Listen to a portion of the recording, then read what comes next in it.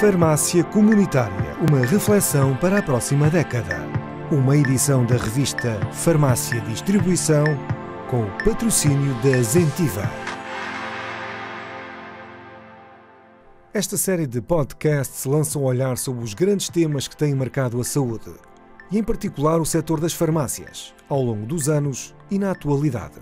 Neste episódio, António Hipólito de Aguiar conversa com Clara Carneiro.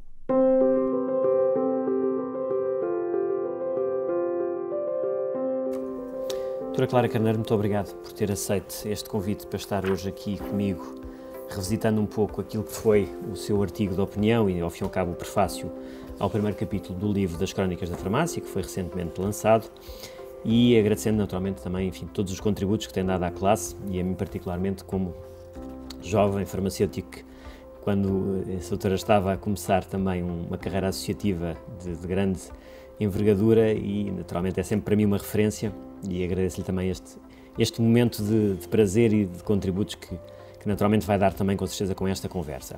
O objetivo é fazermos aqui uma pequena conversa que seja também, do ponto de vista de conteúdo, revisitar o seu artigo, ou o seu prefácio, melhor dizendo, e começava exatamente por uma frase que não é exatamente do prefácio, mas que eu retirei desde há longa data de um artigo assim que fez para a revista Farmácia Portuguesa, e que dizia basicamente isto, e passo a citar: a farmácia é o local onde se entra para comprar saúde, e o comprar aqui naturalmente entre aspas, e o farmacêutico é claramente o técnico que medeia a relação entre o sistema de saúde e o utente.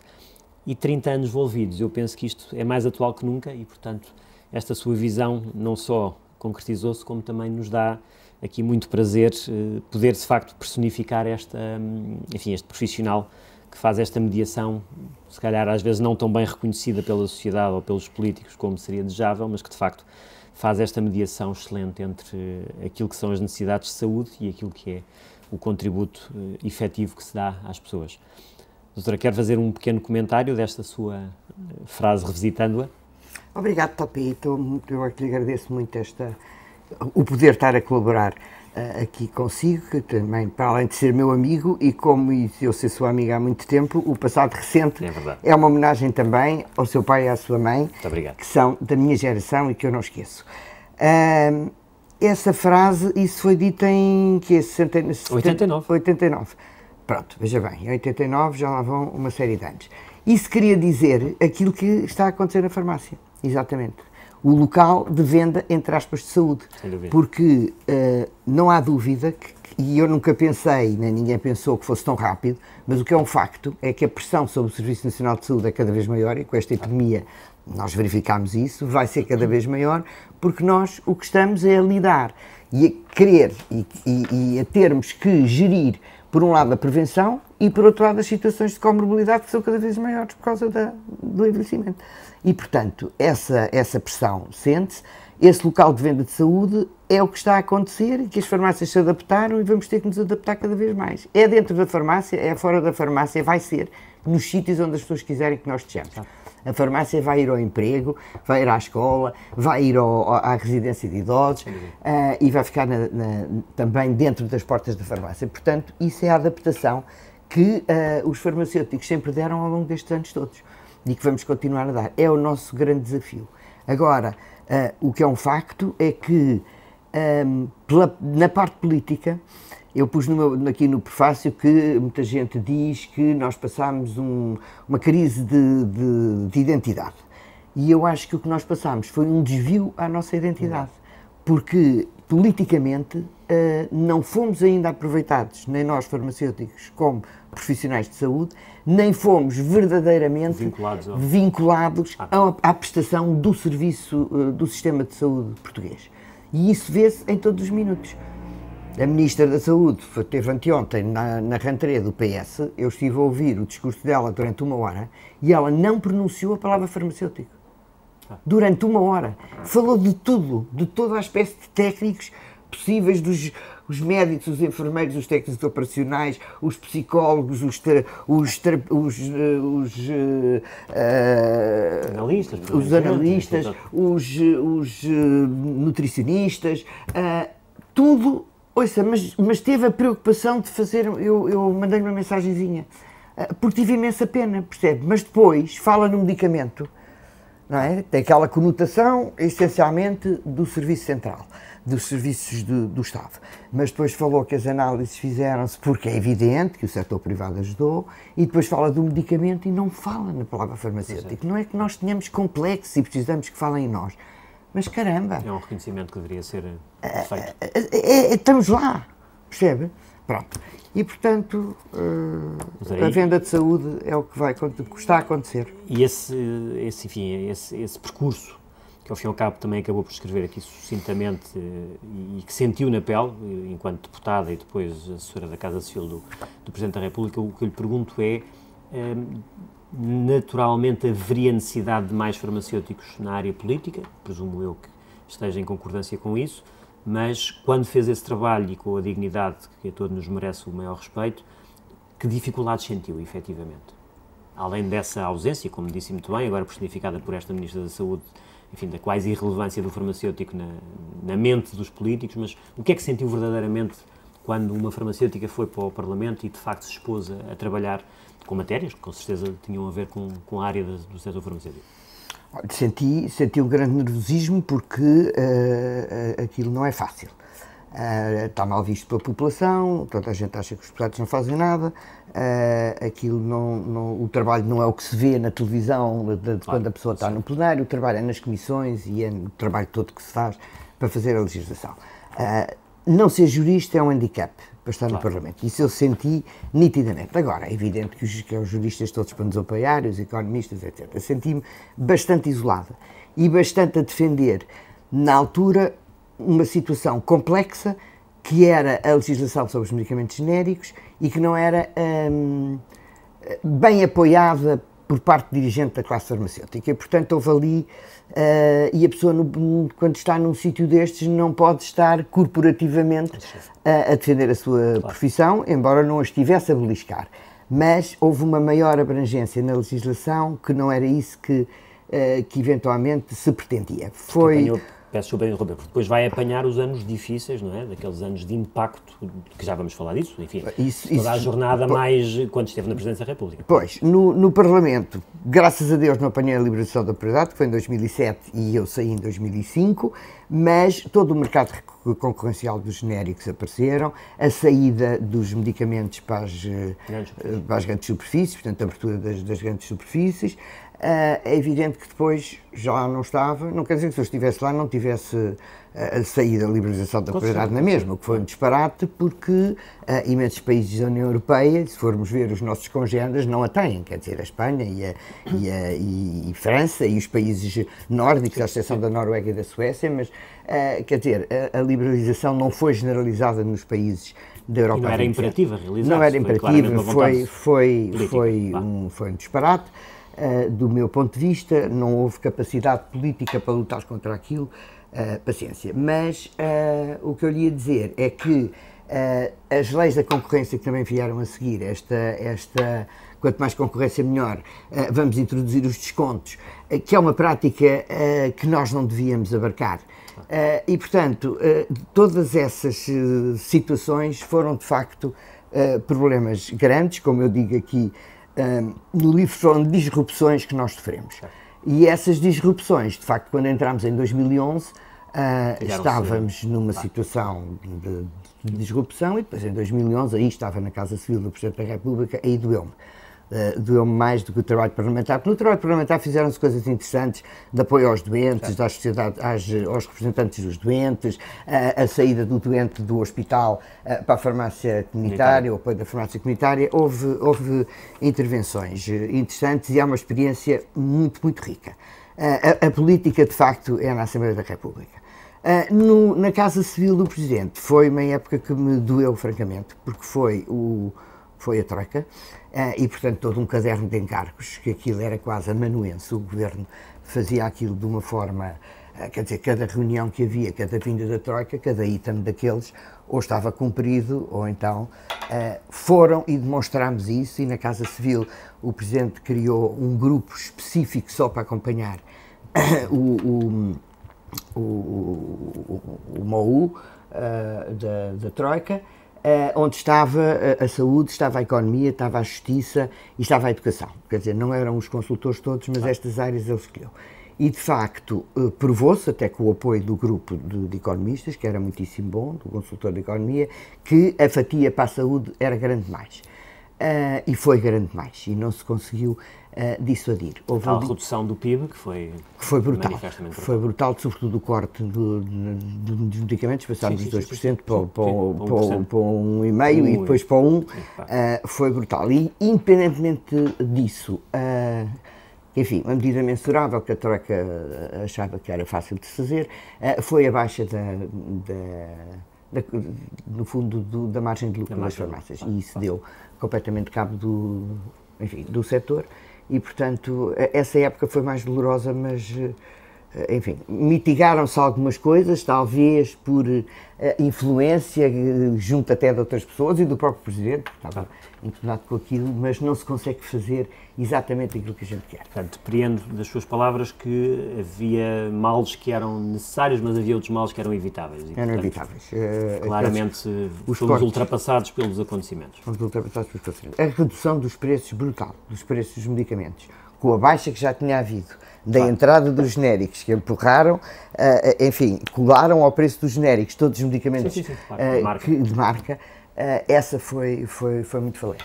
E foi uma machadada Foi uma machadada grande. Mas nós temos sabido, olha, eu digo aqui no prefácio e repito, porque é isto em que eu acredito. Eu acho que o século XXI começou mal, mas acho que o século XXI vai ser o nosso século.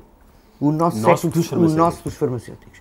Porque temos, e eu contacto com a universidade, e portanto tenho contacto com as camadas jovens, porque é onde estou agora, há gente a sair muito boa, temos colegas nossos novos muito bons em sítios já de destaque, e eu contacto com eles e sinto, eu revejo-me de uns anos atrás, fico muito contente porque estou a voltar uns anos atrás e nós também tínhamos um grupo bastante dinâmico e portanto eu agora vejo o mesmo grupo e tenho muita pena de estar com 68 anos e já não consegui ver este século todo, mas se calhar ainda consigo ver até aos anos 40 ou anos 50. Eu em 51 faço 100 anos, portanto pode ser que com 100 anos este vai ser o nosso século, porque nós vamos agarrar isto ao pé. Doutora, e nesse contexto, enfim, de otimismo, que eu naturalmente também subscrevo, o que é que acha que continuam a ser os elos fracos da profissão? O que é que acha que, de facto, verdadeiramente nos entrava, tanto na intervenção política, como disse e que fez, enfim, todo esse trabalho de grande responsabilidade e também de grande distinção? O que é que acha que nos falta, efetivamente, para podermos ter, como dizem muito bem, esse otimismo em toda a classe e generalizado e, enfim, passar por mais uma crise, que ao fim e ao cabo também acabamos por estar mergulhados numa crise que não sabemos qual é a duração dela? Pois, isso também é verdade. Em termos políticos, a pessoa tem que ter intervenção cívica. E o Topé esteve, eu viu, quando eu, naquele grupo de trabalho político, portanto, acho muito interessante a pessoa entrar e temos colegas com muita capacidade para isso. Às vezes as pessoas não estão disponíveis, porque eu estive 2 anos como Ministra Sombra da Saúde, sem dúvida. A trabalhar das 9 até às 2 da manhã, juntamente com o meu trabalho, completamente à borla. Hoje em dia já não há esta, não sei se há esta, material, já não há esta capacidade, se calhar, para estarmos a fazer estas coisas. Portanto, foi um esforço... E as pessoas não trabalham pro bono dessa forma. Pronto, foi um esforço grande, como na Ordem, 6 anos de Ordem pro bono, que também é uma loucura de trabalho, como o Topé bem sabe, porque a Regional de Lisboa é muito pesada. Não sei se isto existe, mas acredito que ainda haja gente que tenha esse bichinho. E, portanto, é preciso estarmos nos sítios, e é preciso irmos escrevendo, é preciso mostrarmos. Temos gente, eu não vou citar nomes, mas temos gente capaz para isso. Atualmente na profissão é que eu gostava muito de ver na área política, digo-lhe sinceramente. E que é necessária, porque de facto é uma lacuna muito grande. Que é uma lacuna. E, portanto, acho que isso era importante. Acredito piamente nessa parte política que é necessário que haja. Eu tive muita pena, fui convidada, como sabe, para fazer parte do governo. Eu não aceitei porque não foi a área da saúde. Se fosse a área da saúde eu tinha ido, apesar do medo, porque eu tenho sempre muito receio de não ser capaz de fazer as coisas. Não sou uma pessoa muito autoconfiante, embora as pessoas achem que sim, mas tenho imenso medo de fazer mal. E tenho aprendido imenso por sítios todos e com algumas dores de estômago. Foi para a educação. Não foi para a saúde. Se tivesse sido para a saúde, eu tinha ido. E aí talvez eu tivesse feito uma carreira diferente. Mas acho que as pessoas devem ir, não devem ter receio e devem pugnar por ter uma intervenção política. Agora, o papel do farmacêutico na farmácia está aí de caras. Vai ver que com a pressão que existe, governo que seja, de que cor seja, nós vamos ter chamados, já estamos. A distribuição agora com esta crise já se viu tudo o que a farmácia teve que fazer e que ajudou a população. Portanto, nós temos uma coisa que poucas pessoas têm, é que nós sabemos, nós farmacêuticos, o que é que os nossos cidadãos querem de nós. Isso é fundamental. Não temos o tal reconhecimento político que dizia há bocadinho. Não temos o reconhecimento político, temos o reconhecimento da população e sabemos o que é que a população quer de nós. Então vamos ao encontro do que a população tem, que nós levamos medicamentos a casa, arranjando outros serviços dentro da farmácia, saindo da farmácia. Justifica-se que não haja farmacêuticos a controlar a medicação em lares de idosos. Claro. Quer dizer, justifica-se. Não se justifica, todos nós conhecemos casos todos os dias de má utilização, claro. De má utilização e de uma hiperprescrição que é preciso ter muita saúde para um idoso aguentar aquilo. Verdade. E, portanto, isso para mim é uma lacuna imensa e que temos capacidade para fazer isso, mas é preciso que os governos nos reconheçam. Pois, a última questão era exatamente essa. Até que ponto é que, enfim, tendo estado muito no cerne dessa questão da ambiência política, da forma como os políticos nos observam, o que é que sente que hoje o farmacêutico, independentemente das atuações associativas e corporativas, o que é que sente que o farmacêutico, de facto, no dia-a-dia, enfim, e esta conversa essencialmente vai ser ouvida por todos aqueles que estão no dia-a-dia a dar o seu melhor e o seu contributo para o sistema de saúde, o que é que acha que no dia-a-dia nós podemos efetivamente alavancar para poder ter essa... Eu não diria, como a doutora há bocadinho mencionou muito bem, esse reconhecimento, porque, enfim, o reconhecimento basicamente é aquilo que as populações querem, é ser bem servidos. Mas é preciso às vezes que os políticos nos ouçam, não é? E de facto parece que isso custa a ter, não é? Políticos com sensibilidade para ouvir a classe farmacêutica. Só políticos muito desatentos ou muito política extremamente conotados com determinada... enfim, um determinado perfil de prestação de serviços muito estatizante, é que não reconhece o papel que os laboratórios privados tiveram e as faculdades na ajuda a todos estes testes da Covid. Mas o Estado conseguia responder e consegue responder a este crescendo que se quer fazer coisa o Estado sozinho. Mas quer dizer, mas isto um Ministro da Saúde não tem que dizer. E se não fossem as farmácias a levarem medicamentos? Eu tenho uma farmácia num bairro como o Topé, de gente idosa. As pessoas não iam à rua, nem entravam nas farmácias cheias de medo. Se as farmácias não tivessem ido a casa levar os medicamentos, se as farmácias não fossem a casa falar com as pessoas, se as farmácias não saíssem dos locais para ir a residências de idosos, ou para ir, por exemplo, na minha situação, um apoio a um enfim, não é um lar, mas é uma casa que recebe handicapés, portanto, rapazes e raparigas novos com uma medicação muito pesada e que é preciso lá estar. Portanto, a gente vai saindo, ir às escolas, a gente vai saindo e vai fazendo isso, dando resposta à população. Agora, também gostamos de uma palavrinha, nós continuamos a fazer, nós fazemos há anos isto de um monte de coisas, sem ninguém nos ligar para a Tavina. Agora, também não precisamos disso. Nós demonstramos e a população está connosco. Agora, não custa nada ser sério e reconhecer isto e vamos ser chamados, vai ver, o século XXI vai ser o nosso século farmacêutico. Vamos ser chamados pela pressão do Estado, sobre o Estado, da população, porque a população vive mais anos, exige mais, sabe mais, todas estas coisas já mais que ditas, e quantos mais anos vivemos, mais múltiplas doenças temos, que temos que gerir, para além da área preventiva. Porque o sistema não tem capacidade... O sistema não tem capacidade. Ser público, entende? O sistema não tem capacidade. E abençoados médicos de família, abençoados agrupamentos dos médicos familiares que acompanham uma família inteira, mas que ainda há poucos, quer dizer, também as USFs não cresceram como prometeram. Os cuidados continuados estão a metade daquilo que tinha sido prometido. Estava prometido para 2010. Para não falar dos paliativos, então. Pronto, estava prometido para 2010 um número de camas que em 2020 nem metade temos. Nós não temos as 15 mil camas que estavam prometidas, temos 7 mil e não sei quantas. Portanto, há um caminho longo a fazer, mas a doutora, como disse muito bem, está otimista. Mas nós mostramos, e temos de nos mostrar sempre pela parte positiva. Temos uma ordem com uma bastonária fantástica. Claro. É feito um papel notável, uma capacidade de comunicação, uma seriedade, um reconhecimento, que é uma pessoa que eu quero ver na política, mesmo à séria, mas mesmo à séria. Aqui para nós, deixá-la ir lá para a faculdade, mas ela depois vai ter que aparecer. Só se eu morrer muito cedo e não conseguir chatear todos os dias. é essa gente que nos vai dando visibilidade. E nós estamos a trabalhar. Claro. E, portanto, a população chama-nos. Vai para o pé de nós, não podemos ter medo. Agora, a parte negativa não façamos. Não façamos coisas que nós não devemos fazer. Claro. E essa parte é infelizmente, hoje essa parte é má. Eu volto a dizer, na mesma perda da prioridade, foi uma maçada, inverteu esta coisa toda, era escusado, e é evidente que depois a concorrência, grandes grupos, pequenos grupos, está sozinho. Pronto, podíamos ter apoiado quem está sozinho de outra maneira, que criação de grupos, de compras, disto e daquilo. Agora, numa concorrência muito forte, nós claudicamos. Quer dizer, quem está em sítios que não são privilegiados, nós claudicamos, mas agora também se viu o que aconteceu nos grandes centros comerciais. Sem dúvida, sem dúvida. Fechados, quer dizer, a gente nunca pode, não é detentora da verdade, porque acontecem-nos coisas que ninguém prevê. Portanto, agora quem estava nos bairros estruturados... abanou. Não abanou, quem estava nos bairros estruturados aguentou-se. Aí nos bairros aguentou-se. Nos bairros estruturados aguentou-se. Quem estava nas catedrais de consumo não se aguentou porque as catedrais fecharam. Não é? Portanto, também temos que ter aqui... E mesmo em relação às zonas urbanas e em relação a... Pronto, temos que ter aqui um bocadinho de ponderação e ver... Muito bem. Que as verdades não são totalmente adquiridas. É verdade. Mas esta verdade do século XXI... E são muito mutáveis, como dizia muito bem.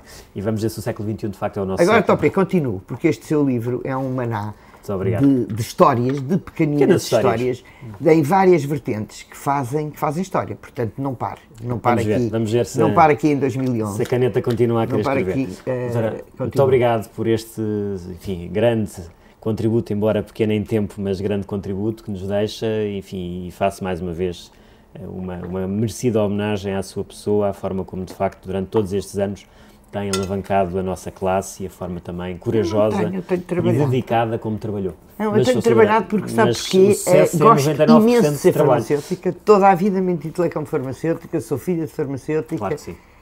E, portanto, nasci na farmácia. Mas podia, como tantos outros, e tenho uma filha farmacêutica. Doutora, muito obrigado por este bocadinho. Obrigada. Obrigado. Prazer foi muito grande. Eu vou estar aqui para te apoiar e vou fazer a minha parte, cuidar de ti e proteger-te.